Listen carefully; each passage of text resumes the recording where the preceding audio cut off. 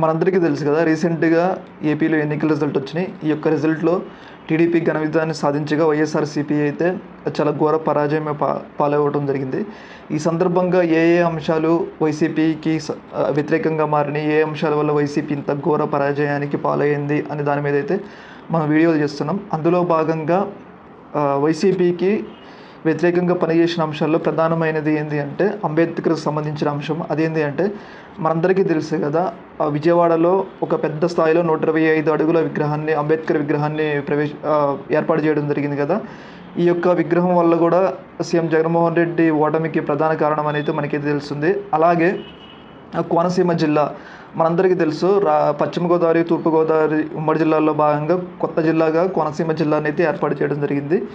ఈ జిల్లాలో ఎక్కువ ఎస్సీలు ఉంటారని చెప్పేసి కోనసీమ జిల్లాగా ఏర్పాటు చేయడం అయితే జరిగింది సీఎం జగన్మోహన్ రెడ్డి.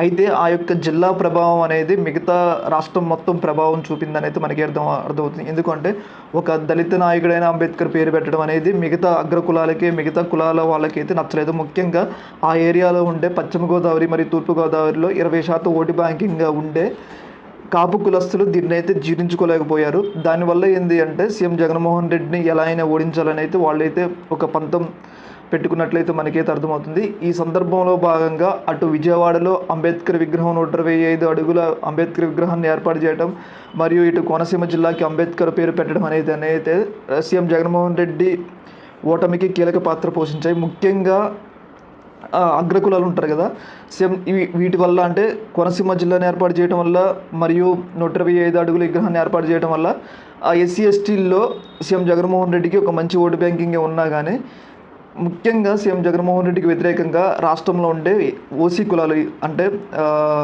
కమ్మ కానీ, కాపు కానీ, రెడ్డి కానీ, ఈవెన్ సీఎం జగన్మోహన్ రెడ్డి కులమైన రెడ్డి కూడా ఈ యొక్క ఓటమిలో వానికి వ్యతిరేకంగా పనిచేశారు. అంటే సీఎం జగన్మోహన్ రెడ్డికి వ్యతిరేకంగా పనిచేశారు. సీఎం జగన్మోహన్ రెడ్డి ఓటమిలో అంబేద్కర్ పాత్ర చాలా కీలకంగా పోషించాడనేది మనకైతే అర్థమవుతుంది. ఎందుకంటే ఈ యొక్క అంబేద్కర్ విగ్రహాన్ని, అంబేద్కర్ జిల్లాని ఏర్పాటు చేయడం వల్ల మిగతా అగ్రకులాలందరూ వన్ సైడెడ్గా కూటమికి ఓటేయడం జరిగింది. ఇలా ఓటేయడం వల్ల ఏం జరిగిందంటే సీఎం జగన్మోహన్ రెడ్డి ఘోర పరాజయం పాలైంది అనేది మనకైతే తెలుస్తుంది. ఒకవేళ వీళ్ళలో ఈ అగ్రకులాల్లో ఒక 40% సీఎం జగన్మోహన్ రెడ్డికి ఓటేసినా కానీ ఇంత ఘోర పరాజయం అయితే కాదని అయితే మనకైతే తెలుస్తుంది. ఏదేమైనా కానీ సీఎం జగన్మోహన్ రెడ్డి ఓటమిలో అంబేద్కర్ చాలా కీలక పాత్ర పోషించాడని చెప్పేసి రాజకీయ విశ్లేషకులు అయితే అభిప్రాయపడుతున్నారు. దీని మీద అయితే మీ అభిప్రాయం అయితే తెలియజేయండి. ఓకే మరి, థ్యాంక్ యూ.